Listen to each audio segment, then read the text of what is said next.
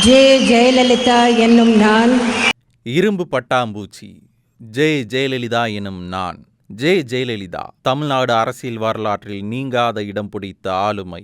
யாருக்கும் அஞ்சாத தைரியமும் எடுக்கும் முடிவில் சற்றும் பிறளாத உறுதியும் கொண்ட தலைவராக இருந்தவர். அவர் இல்லாமல் ஆண்டுகள் பல உருண்டோடிவிட்டன. ஆனாலும் அரசியல் உலகில் ஜெயலலிதா எனும் பெயர் தினமும் ஒலிக்காமல் இல்லை. எண்ணற்ற திட்டங்களை மக்களுக்காக நிறைவேற்றிய மறைந்த முதல்வர் ஜே. ஜெயலலிதாவின் 1948ஆம் ஆண்டு பிப்ரவரி 24ஆம் தேதி வேதவல்லி ஜெயராமன் ஆகியோருக்கு முதல் குழந்தையாக ஜெயக்குமாரும் இரண்டாவது குழந்தையாக ஜெயலலிதாவும் மைசூரில் பிறந்தனர். ஜெயலலிதாவின் இயற்பெயர் கோமலவல்லி. ஜெயலலிதாவிற்கு 2 வயது இருக்கும்போதே அவருடைய தந்தை காலமானார். ஜெயராமன் உயிரிழந்த பிறகு ஜெயலலிதாவின் தாய் தனது பெற்றோர் ஊரான பெங்களூருக்கு குழந்தைகளுடன் குடியேறினார். ஜெயலலிதா பெங்களூரில் குடியேறிய பிறகு அங்குள்ள பிசப் காட்டன் கேர்ள்ஸ் ஸ்கூலில் படிப்பை துவக்கி 4ஆம் வகுப்பு வரை படித்தார். பின்னர் ஜெயலலிதாவின் தாய் வேதவல்லிக்கு திரைப்படங்களில் நடிக்க வாய்ப்பு கிடைத்ததால் சென்னைக்கு வரவேண்டிய நிலை ஏற்பட்டது. வேதவல்லி என்னும் பெயரை சந்தியா எனவும் அவர் மாற்றிக்கொண்டார். இதையடுத்து சென்னை வந்த Jayalalithaa sacred heart matriculation school church park பள்ளியில் சேர்ந்து படிப்பை தொடங்கினார். படிப்பில் முதல் மாணவியாக திகழ்ந்த ஜெயலலிதா படிக்கும்போது பரதநாட்டியம், கர்நாடக இசை ஆகியவற்றை கற்றார். தன்னுடைய 12வது வயதில் பரதநாட்டிய கலையையும் அரங்கேற்றம் செய்தார். பள்ளி படிப்பு முடிந்தவுடன் சென்னை ஸ்டெல்லா மேரிஸ் கல்லூரியில் சேர்ந்த ஜெயலலிதா பொருளாதார நெருக்கடியை சந்தித்தார். ஜெயலலிதாவின் தாய்க்கு சினிமா துறை பெரிதாக உதவவில்லை. அதனால் பொருளாதார நெருக்கடியில் தவித்த அவரது தாய் சந்தியா தனது மகளை சினிமா துறைக்கு கொண்டு வர நினைத்தார். இதன் காரணமாக தனக்கு பெரிதாக சினிமா துறையில் விருப்பமில்லை என்றாலும் கல்லூரி படிப்பை நிறுத்தி சினிமா துறைக்கு செல்ல வேண்டிய நிலை ஏற்பட்டது. சினிமாவில் நுழைந்த ஜெயலலிதா 1961ஆம் ஆண்டு ஸ்ரீசைல மகாத்மி என்ற கன்னட திரைப்படத்தில் குழந்தை நட்சத்திரமாக அறிமுகமாகிறார். அதன் தொடர்ச்சியாக மேன் மனுஷி, சின்னட கோம்பே, மனே அலியா ஆகிய கன்னட திரைப்படங்களில் நடித்து பிரபலமானார். இதையடுத்து தமிழில் வெண்ணிற ஆடை என்கிற திரைப்படத்தில் நடித்தார். அதே ஆண்டு மக்கள் திலகம் எம்ஜிஆருடன் 1000ல் ஒருவன் திரைப்படத்தில் நடித்திருந்தார். இந்த திரைப்படம் தான் ஜெயலலிதாவின் திரைப்பயணத்தில் திருப்பு முனையாக அமைந்தது. இதன் பிறகு கன்னடம், தமிழ் ஆகிய மொழிகளில் தொடர்ந்து படங்கள் நடித்து திரைத்துறையின் உச்சத்திற்கு சென்றார் ஜெயலலிதா. 1966ஆம் ஆண்டு நடிகர் திலகம் சிவாஜி கணேசனுடன் மோட்டார் சுந்தரம் பிள்ளை, அதே ஆண்டில் ஜெய்சங்கருடன் யார்னி, ரவிச்சந்திரனுடன் குமரி பெண், எம்ஜிஆருடன் சந்திரோதயம், தனிப்பிறவி, முகராசி ஆகிய திரைப்படங்களில் நடித்தார். இது தவிர தாய்க்கு தலைமகன், அரச கட்டளை, காவல்காரன், ரகசிய போலீஸ், 115, தேர் திருவிழா, குடியிருந்த கோயில், கண்ணன் என் காதலன், புதிய பூமி, கணவன், குமரிக்கோட்டம், நீரும் நெருப்பும், ஒரு தாய் மக்கள், ராமன் தேடிய சீதை, அன்னமிட்ட கை உள்ளிட்ட வெற்றி படங்களில் எம்ஜிஆருடன் இணைந்து ஜெயலலிதா நடித்திருந்தார். இதில் 1973ஆம் ஆண்டு பட்டிக்காட்டு பொன்னையா திரைப்படம் எம்ஜிஆருடன் ஜெயலலிதா இணைந்து நடித்த கடைசி திரைப்படமாகும். எம்ஜிஆருடன் அதிகமான திரைப்படங்களில் நடித்த நடிகை என ஜெயலலிதா பெயர் பெற்ற நிலையில் பெரும் உச்சத்திற்கு சென்று வெகுஜன மக்களையும் கவர்ந்தார். மேலும் ஜெயலலிதா எம்ஜிஆருடன் இணைந்து நடித்த திரைப்படங்கள் எல்லாம் ரசிகர் மத்தியில் நல்ல வரவேற்பை பெற்றது. அந்த காலகட்டத்தின் உச்ச நடிகர்களான ஜெய்சங்கர், ரவிச்சந்திரன், ஜெமினி கணேசன், முத்துராமன், ஏவிஎம் ராஜன் ஆகிய நடிகர்களுடனும் ஜெயலலிதா இணைந்து நடித்திருந்தார். 1980ஆம் ஆண்டில் ஜெயலலிதா நடித்த கடைசி திரைப்படம் நதியை தேடி வந்த கடல் என்பதாகும். இதில் கதாநாயகனாக சரத்பாபு நடித்திருப்பார். தமிழ், கன்னடம், தெலுங்கு, ஹிந்தி மட்டுமின்றி ஆங்கிலம் மொழியிலும் ஜெயலலிதா நடித்துள்ளார். அந்த வகையில் ஜெயலலிதா 1961ஆம் ஆண்டு முதல் 1980 வரை 120க்கும் மேற்பட்ட திரைப்படங்களில் நடித்துள்ளார். தன்னுடைய 2 வயதிலேயே தந்தையை இழந்த ஜெயலலிதாவை அரவணைத்து வழிகாட்டியாக துணை நின்றது தாய் சந்தியாதான். திரைத்துறைக்கு வர விருப்பமில்லாமல் இருந்தாலும் தாயின் முடிவை ஏற்று திரைத்துறைக்கு வந்த ஜெயலலிதாவிற்கு கூடவே இருந்து சந்தியாதான் கவனித்துக் கொண்டார். இந்நிலையில் 1971ஆம் ஆண்டு அக்டோபர் மாதம் தாய் சந்தியா உயிரிழந்தார். தந்தையும் இல்லாமல் தாயும் இல்லாமல் தவித்து போய் நின்றார் ஜெயலலிதா. எம்ஜிஆருடன் அதிகமான திரைப்படங்கள் நடித்திருந்த ஜெயலலிதா 1982ஆம் ஆண்டு அதிமுகவில் தன்னை இணைத்து கொண்டார். 1983ஆம் ஆண்டு யாரும் எதிர்பார்க்காத வகையில் அதிமுகவின் கொள்கை பரப்பு செயலாளர் பதவி ஜெயலலிதாவிற்கு வழங்கப்பட்டது.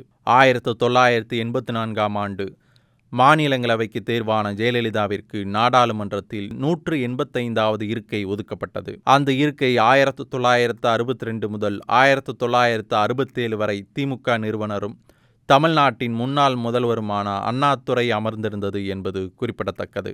1987ஆம் ஆண்டு எம்ஜிஆர் மறைவுக்கு பிறகு அஇஅதிமுக ஜெயலலிதா தலைமையிலும் எம்ஜிஆர் மனைவி ஜானகி தலைமையிலும் இரண்டாக பிரிந்தது. இதைத் தொடர்ந்து 1989ஆம் ஆண்டு நடைபெற்ற தேர்தலில் ஜெயலலிதா தலைமையிலான அணி சேவல் சின்னத்திலும் ஜானகி தலைமையிலான அணி இரட்டை புறா சின்னத்திலும் போட்டியிட்டது. இந்த தேர்தலில் ஜெயலலிதா தலைமையிலான அணி 27 இடங்களிலும் ஜானகி தலைமையிலான அணி 2 இடத்திலும் வெற்றி பெற்றது. குறிப்பாக இந்த தேர்தலில் போடிநாயக்கனூர் தொகுதியில் ஜெயலலிதா வெற்றி பெற ஆண்டிப்பட்டி தொகுதியில் ஜானகி தோல்வியை தழுவினார். இதையடுத்து ஜானகி அரசியலில் இருந்து விலகினார். பிரிந்த இயக்கத்தை ஜெயலலிதா ஒன்றிணைத்து இரட்டை இலை சின்னத்தையும் கைப்பற்றி கழகத்தின் பொதுச் செயலாளராக தேர்ந்தெடுக்கப்பட்டார். அந்த தேர்தலில் திமுக வெற்றி பெற்ற நிலையில் தமிழகத்தில் முதல் பெண் எதிர்க்கட்சி தலைவராக ஜெயலலிதா உருவானார். 1989ஆம் ஆண்டு முதல்வர் கருணாநிதி நிதிநிலை அறிக்கை வாசிக்கும் போது சட்டசபையில் தன் மீது தாக்குதல் நடத்தப்பட்டதாகவும் தனக்கு பாதுகாப்பு இல்லை எனவும் குற்றஞ்சாட்டிய ஜெயலலிதா சட்டசபைக்குள் இனி வந்தால் முதலமைச்சராகத்தான் வருவேன் என உறுதியெடுத்தார். இதன் பிறகு தமிழ்நாட்டில் 1991ஆம் ஆண்டு திமுக அரசு கலைக்கப்பட்டு ஆளுநர் ஆட்சி கொண்டுவரப்பட்டது. 1991ஆம் ஆண்டு மீண்டும் நடைபெற்ற தேர்தலில் அதிமுக காங்கிரஸ் கூட்டணி மிகப்பெரிய வெற்றி பெற்று ஜெயலலிதா தமிழ்நாடு முதல்வராக தேர்ந்தெடுக்கப்பட்டு சட்டசபையில் சொன்ன உறுதியை நிறைவேற்றினார். 2001ஆம் ஆண்டு நடைபெற்ற தேர்தலில் டான்சி வழக்கு தீர்ப்பு காரணமாக தேர்தலில் ஜெயலலிதாவால் போட்டியிட முடியவில்லை. இருப்பினும் அதிமுக வெற்றி பெற்றவுடன் முதல்வராக பதவியேற்றார். ஆனால் இதில் தலையிட்ட நீதிமன்றம் அவரை தகுதி நீக்கம் செய்தது.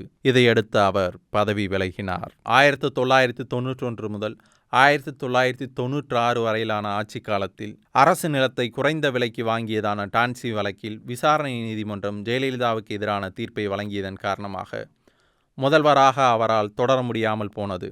அதன் பிறகு உயர்நீதிமன்றம் மற்றும் உச்சநீதிமன்றம் குற்றம் நிரூபிக்கப்படவில்லை என ஜெயலலிதாவிற்கு வழங்கப்பட்ட தண்டனை செல்லாது என தீர்ப்பு அளித்தன. இதையடுத்து 2002ஆம் ஆண்டு நடைபெற்ற ஆண்டிப்பட்டி இடைத்தேர்தலில் போட்டியிட்டு மீண்டும் முதல்வராக ஜெயலலிதா பதவியேற்றார். தொடர்ந்து 2006இல் நடைபெற்ற சட்டமன்ற தேர்தலில் அதிமுக 61 இடங்களில் மட்டுமே வென்று பெரும் தோல்வியை அடைந்தது. அந்த தேர்தலில் திமுகவும் 96 இடங்களில் மட்டும்தான் வென்றது. பெரும்பான்மையுடன் திமுக வெற்றி பெறவில்லை. கூட்டணி கட்சிகள் ஒத்துழைப்பில்தான் ஆட்சி நடத்தியது திமுக. அப்போதுதான் ஜெயலலிதா திமுக அரசை மைனாரிட்டி அரசு என்று விமர்சிக்க தொடங்கினார். பின்னர் 2011ஆம் ஆண்டு நடைபெற்ற தேர்தலில் அதிமுக வெற்றி பெற்று மீண்டும் தமிழக முதல்வராக ஜெயலலிதா பதவியேற்றார். ஆனால் 2014ஆம் ஆண்டு ஜெயலலிதாவிற்கு எதிரான சொத்து குவிப்பு வழக்கில் பெங்களூரு சிறப்பு நீதிமன்றம் 4 ஆண்டு சிறை மற்றும் 100 கோடி அபராதம் அவர் மீது விதித்தது. இதன் காரணமாக 2014ஆம் ஆண்டு தனது முதல்வர் பதவியை ஜெயலலிதா இழந்தார். இதையடுத்து மேல்முறையீடு செய்ததன் காரணமாக 2015ஆம் ஆண்டு மீண்டும் முதல்வராக அவர் பதவியேற்றார். 2016ஆம் ஆண்டு நடைபெற்ற சட்டமன்ற தேர்தலில் எம்ஜிஆருக்கு பிறகு தொடர்ச்சியான வெற்றியின் மூலம் தமிழக முதல்வராக ஜெயலலிதா பதவியேற்றார். 1991ஆம் ஆண்டு பர்கூர் வெற்றியைத் தொடர்ந்து 1996ஆம் ஆண்டு பர்கூர் தொகுதியில் ஜெயலலிதா மீண்டும் போட்டியிட்டார். அப்போதுதான் முதல் முறையாக ஜெயலலிதா தோல்வியை தழுவினார். பெண் சிசு கொலையை தடுக்க தொட்டில் குழந்தை திட்டம் என்கிற திட்டத்தை ஜெயலலிதா நடைமுறைப்படுத்தினார். தண்ணீர் தட்டுப்பாடு, நிலத்தடி நீரை உயர்த்தும் வகையில் மழைநீர் சேகரிப்பு போன்ற திட்டங்களை அவர் துவக்கினார். இந்திய நாட்டிலேயே அம்மா உணவகம் என்பதன் மூலம் மலிவு விலையில் உணவு வழங்கும் திட்டத்தை அவர் கொண்டு வந்தார். அம்மா மருந்தகம் மூலம் குறைவான விலையில் மருந்துகள் விற்கப்பட்டது. பாலூட்டும் தாய்மார்கள் பல நேரங்களில் பொது இடங்களில் குழந்தைகளின் பசியாற்ற முடியாத நிலையை கருத்தில் கொண்டு பேருந்து நிலையம் உள்ளிட்ட மக்கள் அதிகம் கூடும் இடங்களில் பாலூட்டும் தனியறை துவக்கப்பட்டது. தாலிக்கு தங்கம் என்ற திட்டம் மூலம் ஏழை எளிய குடும்பங்களில் திருமணங்களுக்கு தங்கம் வழங்கப்பட்டது. பெண்களுக்காக அனைத்து மகளிர் காவல் நிலையங்கள் கொண்டு வந்தது ஜெயலலிதா தான். தமிழ்நாட்டில் லாட்டரி சீட்டுக்கு தடை விதித்தது. அரசு மேல்நிலைப்பள்ளி மாணவர்களுக்கு விலையில்லா மடிக்கணினி வழங்கியது. 69% இடஒதுக்கீட்டை சட்ட ரீதியாக 9வது அட்டவணையில் சேர்த்ததும் ஜெயலலிதா தான். அதனால் சமூக நீதி காத்த வீராங்கனை என்று ஜெயலலிதா கொண்டாடப்பட்டார். காலம் கடந்தும் நினைவில் நிற்கும் இதுபோன்ற மக்கள் நலன் திட்டங்களாலும் தனித்துவமான ஆளுமையாலும் தனது கோடிக்கணக்கான தொண்டர்களாலும் மக்களாலும் அம்மா என்று ஜெயலலிதா அழைக்கப்பட்டார். தமிழக முதல்வர் ஜெயலலிதா கலந்து கொண்ட கடைசி தமிழ்நாடு சட்டப்பேரவை கூட்டம் 2016ஆம் ஆண்டு செப்டம்பர் மாதம் 2ஆம் தேதி நடைபெற்றது. அதன் பின்னர் சட்டப்பேரவை காலவரையின்றி ஒத்திவைக்கப்பட்டது. பின்னர் செப்டம்பர் 21ஆம் தேதி முதல்வர் ஜெயலலிதா காணொலி வாயிலாக சென்னை மெட்ரோ திட்டத்தை திறந்து வைத்தார். இதுவே அவர் பொதுவெளியில் தோன்றி கலந்து கொண்ட கடைசி அரசு நிகழ்ச்சியாகும். செப்டம்பர் மாதம் 22ஆம் தேதி இரவு உடல்நிலை பாதிக்கப்பட்டு மருத்துவமனையில் சேர்க்கப்பட்டார் ஜெயலலிதா. அந்த நேரத்தில் அனைத்து தரப்பு மக்களும் மருத்துவமனை வாசலில் குவிந்து பிரார்த்தனைகளில் ஈடுபட்டனர். அனைத்து மத வழிபாட்டு தலங்களிலும் பூஜைகள் செய்யப்பட்டது. ஆனால் 75 நாட்கள் மருத்துவமனையில் தொடர் சிகிச்சையில் இருந்த அவர் இதய அடைப்பு காரணமாக 2016ஆம் ஆண்டு டிசம்பர் 5ஆம் தேதி உயிரிழந்தார். எம்ஜிஆரின் மறைவுக்கு பிறகு இரண்டாக உடைந்த அதிமுகவை ஜெயலலிதா ஒன்றிணைத்தார். ஆனால் ஜெயலலிதாவின் மறைவுக்கு பிறகு அதிமுக பல பிரிவுகளாக பிரிந்துள்ளது. இது ஜெயலலிதா என்கிற ஆளுமையின் வெற்றிடத்தையே உணர்த்துகிறது. எம்ஜிஆருக்கு பிறகு அதிமுகவின் ஒற்றை முகமாக இருந்து வந்தவர்தான் ஜெயலலிதா. அவரது மறைவுக்கு பிறகு கட்சி எத்தனை பிரிவுகளாக பிளந்தாலும் கடைக்கோடி தொண்டனையும் அதிமுகவையும் இணைப்பது அம்மா என்கிற ஆளுமைதான்.